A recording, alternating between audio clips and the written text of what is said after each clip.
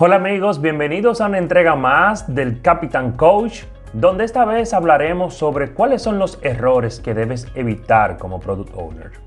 Antes de iniciar, quiero agradecer a las personas que me dejaron sus comentarios y que se suscribieron al canal. Te cuento que parte de las preguntas que responderé hoy fue de esos comentarios que me dejaron tanto vía WhatsApp, vía LinkedIn, vía YouTube. Agradecer sobre todo a aquellos que han dejado su feedback. Y para iniciar, quiero explicar un poco qué es el Product Owner. ¿Quién es el Product Owner? Bueno, en un equipo Scrum, el Product Owner es esa persona encargada de traer la visión del producto que se va a construir y poder transmitir a ese equipo de trabajo, a ese equipo de desarrollo, cuál es la necesidad de negocio que queremos satisfacer. Si lo fuéramos a describir, a explicar a un niño de 6 años, el Product Owner es aquel que diseña en conjunto con el equipo de trabajo ese juguete que te va a deleitar y que te va a mantener entretenido toda la vida. Ese es el rol del Product Owner, en palabras muy sencillas. Y hoy quiero hablarte de cuáles son los errores que he visto a lo largo de mi experiencia de algunos Product Owners, para que los evites principalmente. Uno de los errores más comunes que he visto en los Product Owners es no contar con un plan de evolución del producto. En palabras más técnicas, a esto se le llama un release plan o una hoja de ruta del producto. Pero parte de la retroalimentación que he recibido cuando digo, oye, ¿y dónde está tu hoja de ruta? ¿Dónde está tu release plan? He recibido como respuesta, es que en Ágil no se planifica. Cuando me dicen eso, yo digo, ¿cómo así? ¿Quién te dijo eso? En realidad, parece que el mensaje ha llegado en algunas ocasiones distorsionado, entendiendo que en Ágil no hay una planificación. Si bien es cierto, no existe un plan detallado, cronogramas, recursos, una ruta crítica, entre otros elementos que en nuestra mente queda que es un plan. Si bien es cierto, el producto debe de contar con un plan. Como Product Owner debes de conocer cuáles son las técnicas para tú hacer una planificación de tu producto, cómo definir una hoja de ruta, cómo establecer tus releases, tus lanzamientos, cómo serán tus incrementos, pero sobre todo, cómo realmente hacer una priorización de lo que quieres entregar a tu cliente. Esto es a lo que nos llamamos cuando un Product Owner debe de contar con un plan. Nada que ver con un cronograma, no. Una hoja de ruta donde expliques cómo realmente tus inversionistas van a seguir recibiendo incremento del valor del producto por el cual están pagando. Cómo realmente ese cliente va a ver un valor inicial y su evolución a lo largo del tiempo, inclusive hasta su desmonte. Entonces, el primer error que debes de evitar como Product Owner es no contar con una hoja de ruta o un plan de lanzamiento, de forma tal que puedas realmente mantener al equipo de trabajo con esa visión de construcción incremental. Otro de los errores que te podría decir que es el segundo más común que he visto, de hecho me llegó por una pregunta de Raymond García desde Colombia. Raymond me preguntaba, oye, tengo un cliente que me dice en mis historias de usuario, las historias de usuario, para quienes no lo conocen, son básicamente esos elementos por los cuales capturamos las necesidades del cliente y que representan un valor para el negocio. Ojo con eso. Me decía en su pregunta, tengo un cliente que me dice en las historias de usuario, yo como PO quiero tal cosa. ¿Es esta la manera correcta? Fíjate, Raymond, y para quienes también tengan esta duda, ese es un error bastante común en los Product Owners y es colocarse ellos en la redacción de la historia, en el relatar la historia como los protagonistas. En algunos casos he visto que eso responde a que al Product Owner le han dado ese rol de liderazgo y en su psicología entiende, bueno, yo soy el que mando aquí. este equipo trabaja para mí y por ende lo que yo pido es lo que este equipo construye. Ese es uno de los casos, temas de, en algunos casos, falta de claridad del rol del Product Owner. En otros casos, de cuáles son mis clientes y cuáles son mis usuarios. De forma tal que yo pueda, en la necesidad de negocio, plasmar hacia quién está dirigida este incremento del valor. Pero Carlos, está siendo muy técnico. Vamos a bajarlo un poco. Básicamente, usted como rol de Product Owner no es la figura principal en una historia de usuario. La figura principal en una historia de usuario es su cliente, es su usuario. Es decir, que si yo estoy hablando de una aplicación móvil para niños de 6 años, en la parte del yo como de la historia dice yo como Juan, yo como Pedrito, quiero un juego que me permita mantenerme entretenido. Otro ejemplo en ese mismo tenor es yo como padre de Pedrito quiero un juego educativo para mi niño que lo mantenga entretenido. Si se fijan en los dos contextos, para el equipo que está construyendo esa historia de usuario, le permite identificarse con la persona que va a hacer uso del producto. En su defecto, con la persona que va a comprar el producto. Y esto es sumamente importante, diferenciar entre quién usa el producto y quién lo compra. Porque nosotros como Product Owners debemos de crear producto para ese grupo de interesados en particular. Decía en una entrega anterior, como Product Owners tenemos que enfocarnos en los grandes grupos de interesados principales. Nuestros stakeholders, nuestros inversionistas y nuestros usuarios o nuestros clientes que van a comprar o van a utilizar nuestro producto. Entonces, espero haberte respondido, Raymond. La respuesta correcta es: debes de colocar al usuario o al cliente en la historia de usuario. No debes de colocar al Product Owner, ya que él no es la persona que va a utilizar el producto o que lo va a comprar. El tercer error más común que he visto en Product Owners, y más que en los Product Owners, es en los equipos de trabajo Scrum, es la creación de historias técnicas. Para mí eso es un tema que me choca bastante. Cuando te vas a la definición de historia de usuario, que es básicamente representar el valor del negocio a un equipo de trabajo, erróneamente la comunicación se perdió y cuando el equipo tiene que hacer tareas técnicas, entonces le solicitan al Product Owner que documente una historia técnica. Y en ese momento como que el Product Owner, que no tiene conocimiento técnico, dice, ok, ¿y cómo hago eso? Entonces lo que sucede ahí es que el desarrollador le dice al Product Owner, mira este código, pégalo en la historia de usuario. No, señores. Por favor, no. O sea, no. De verdad, una historia de usuario debe de mantener un lenguaje sencillo entre clientes y desarrolladores. De forma tal que cualquier persona que la lea puede entender qué quiere decir eso. He visto historias de usuario con sentencias de SQL. He visto historias de usuario con estructuras de base de datos. He visto historias de usuario con URLs, con endpoints. He visto historias de usuario que definen el JSON en la historia de usuario. Nada más alejado de la buena práctica. ¿Por qué? Por muchísimas razones. La primera, imagínese usted como Product Owner que le diga al desarrollador el código que tiene que desarrollar.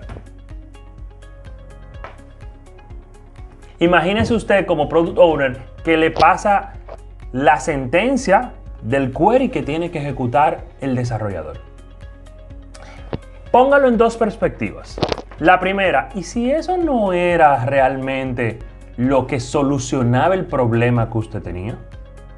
¿Cuánto tiempo usted como Product Owner le está dedicando a la parte técnica? Si no vio mi primer capítulo en mi primer podcast, en mi primer video de este canal, les decía, nunca perder la perspectiva del negocio. Si bien es cierto, el Product Owner va adquiriendo conocimientos técnicos por estar tan cerca de un equipo técnico, nunca debe perder la perspectiva del negocio. Porque mientras un Product Owner está tratando de entender el lenguaje técnico, está perdiendo una oportunidad de negocio. Está perdiendo un océano rojo que puede empezar a construir. ¿Me doy a entender? O sea, cuando te inmiscuyes en los temas técnicos, pierdes la perspectiva de negocio. Y eso lo he visto en muchos Product Owners y llevan eso a las historias de usuario. Por favor, dejen de hacer eso y enfóquese en su negocio. Enfóquese en oportunidades. Enfóquese en emprendimiento. Otro error común que he visto trabajando con más de 50 Product Owners en mi experiencia es que la historia de usuario se vuelva una... De verdad que este tema no me lo tomen a burla, pero digo, ¿dónde fue que se perdió el concepto tan sencillo que planteó Ron Jeffries en las historias de usuario? Y Mike Cohn es la persona que más ha escrito sobre temas de historias de usuario. Y en ninguno de esos escenarios se ha visto que la historia de usuario se vuelva una minuta. He visto historias de usuario donde menciona con nombre, en esta reunión vimos con fulano de tal cosa, por ende falta esto, pendiente de definición. Claro, o sea, existen los elementos de conversación dentro de una historia de usuario que son los temas pendientes de aclaración. Pero no es que en una historia de usuario vas llevando toda la historia de lo que necesitas. Para nada. Se llama historia de usuario porque cuentas cuál es la experiencia que el cliente debería de vivir en la construcción de ese producto. Tan sencillo como eso. No es que vas a contar la historia para llegar al requerimiento. Para nada. Porque cuando un equipo de calidad de software, alguien que tenga que hacer el testing de esa historia de usuario, no tiene que ver, bueno, hablemos con fulano, hablemos con mengano, lo que quedó fue esto, nada que ver. Lo que necesita entender es cuál es la necesidad de negocio que se está cubriendo con esta historia de usuario. ¿Cuál es la experiencia que quiere vivir este usuario al momento de utilizar el producto? ¿Cuál es esa nueva funcionalidad que le estamos agregando valor a nuestro producto? Nada que ver con documentación técnica, nada que ver con acuerdos que tengan con el equipo de desarrollo. Si llegan a un acuerdo, ese acuerdo se traduce a un criterio de aceptación. Tan sencillo como eso.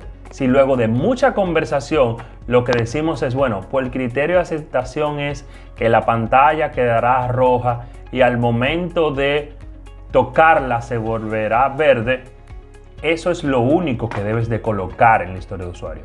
No debes de colocar toda la historia para llegar a esa decisión o a ese criterio de aceptación. Otro error común que he visto trabajando con diferentes equipos de Scrum pequeños, equipos de Scrum grandes, es un backlog lleno de pruebas de conceptos y spikes. ¿Qué son los spikes? ¿Qué son las pruebas de concepto? No son más que un elemento del Product Backlog sobre el cual vas a trabajar para reducir la incertidumbre de lo que vas a construir. ¿Cómo así, Carlos? O sea, repíteme de nuevo. Una prueba de concepto o un spike es una decisión del equipo técnico ante una necesidad de negocio la cual no sabe cómo resolver y necesita investigar o reducir la incertidumbre. Muchos equipos de Scrum utilizan esto a menudo. Si bien es cierto, es una buena práctica para reducir la incertidumbre, no debe de ser la regla en un equipo de trabajo. ¿Qué me refiero con esto? Si un equipo en un sprint hace una prueba de concepto y en otro sprint hace otra prueba de concepto y en otro sprint otra prueba de concepto o spike, adivina qué, Product Owner, no estás agregando valor al negocio. Debes de levantar la bandera y decir, equipo, ¿será que lo que estoy solicitando es tan novedoso que nunca se ha hecho y por ende tenemos que investigar tanto? ¿O será que la tecnología que estamos utilizando, el equipo no cuenta con las competencias para llevar a cabo este trabajo? En fin, como Product Owner debes de cuestionar al equipo, solicitar ayuda a tu Scrum Master, ese rol que te debe de estar coacheando, y entender el porqué del equipo tiene tantas inquietudes sobre lo que va a trabajar. Esto es un indicador que como Product Owner podrías llevar para tomar acciones diferentes o cambiar la complejidad de lo que solicitas, o cambiar la tecnología, o posiblemente cambiar a tu equipo. Y cuando digo cambiar a tu equipo es solicitar ayuda para que se capacite, solicitar apoyo de expertos, porque adivina qué, mientras más tiempo pases dedicándole a pruebas de conceptos y a spikes, menos valor al negocio vas agregando. Porque adivina qué, las investigaciones no pasan a producción. Ayudan al equipo. Sin embargo, debes de tratar de resolver la causa raíz del por qué tantas investigaciones. ¿O acaso tu equipo es de investigación y desarrollo? Si en ese caso, adelante. De lo contrario, si estás construyendo producto el cual necesitas generar valor en el negocio, atención con las pruebas de conceptos, atención con los spikes. Muy importante también. A veces he visto en equipos que esos spikes son, bueno, estamos haciendo un spike y tomamos un sprint en el spike, una iteración, 10 días. O 2 sprints, ¿por qué no? Estamos investigando todavía. No, nada que ver. Los spikes son de duración limitada. ¿Qué quiere decir con eso? Si el equipo decidió hacer un spike, debemos de negociar como equipo cuánto tiempo le vamos a dedicar a ese spike. 2 días, 3 días, 5 días. Y adivina qué, a eso se le llama time box en un equipo ágil. Los spikes son time box, de forma tal que puedas tomar decisiones. Si el equipo te dice, mira, el spike me toma 7 días, prácticamente va a trabajar en el sprint ese spike. No te va a construir valor. Después que determine y cierre la incertidumbre, es que empiece el desarrollo real. Entonces, como Product Owner debes de cuidar eso. Cuidado con los spikes y las pruebas de conceptos en tu backlog. Otro error, y este error es involuntario. La verdad que este error yo quiero destacar que solamente Product Owners muy experimentados o Product Owners que vienen con un background técnico lo evitan. ¿Y cuál es ese error? No considerar atributos de calidad en las historias de usuario, en los elementos del Product Backlog. ¿Qué significa esto de atributos de calidad? Los atributos de calidad son cuáles son esas características intrínsecas de tu producto que debes de considerar al momento de construir. Por ejemplo, una aplicación móvil, un atributo de calidad es que la aplicación soporte la conexión de 1 millón de usuarios de manera simultánea. Y tú dices, wow, ¿y cómo yo como Product Owner debería de saber eso? Sí, debes de saber eso. Existen técnicas y herramientas que te ayudan a conocer cuáles son las capacidades y atributos que debería de tener tu producto. Otro ejemplo más sencillo, como me gusta, para niños de 6 años. Debería de poderse tirar varias veces y no romperse. Aguantar 10 caídas, 20 caídas desde un segundo piso, desde un tercer piso. Esto porque me ha sucedido que luego de que tenemos el producto en producción, por ejemplo, no se pueden modificar el mismo dato por dos usuarios de manera simultánea. Eso es un atributo de calidad, la concurrencia. Otro caso que me ha sucedido es que a los 10.000 usuarios empieza a sentirse lenta la aplicación. Bueno, es que si como Product Owner no identificaste bien cuál era el público target y al igual que en tu proceso de plan de liberación no identificaste cómo iba a crecer tu producto, no le diste la información necesaria a tu equipo para que pueda construir una arquitectura lo suficientemente robusta para soportar tu producto.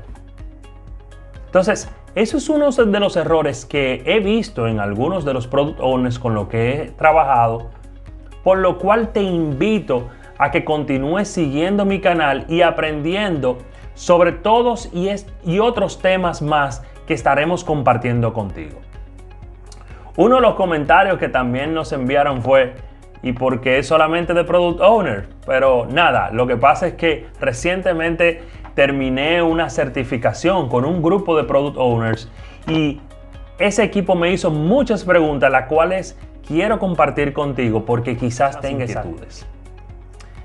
Te habló tu Captain Coach y recuerda que estoy aquí simplemente para ayudarte en los temas que tengan que ver con agilidad, transformación digital, innovación. Contáctame, no dudes en dejarme tus comentarios, suscribirte y activar la campanita para que puedas ver este y otros contenidos más que estaré compartiendo contigo. Hasta la próxima.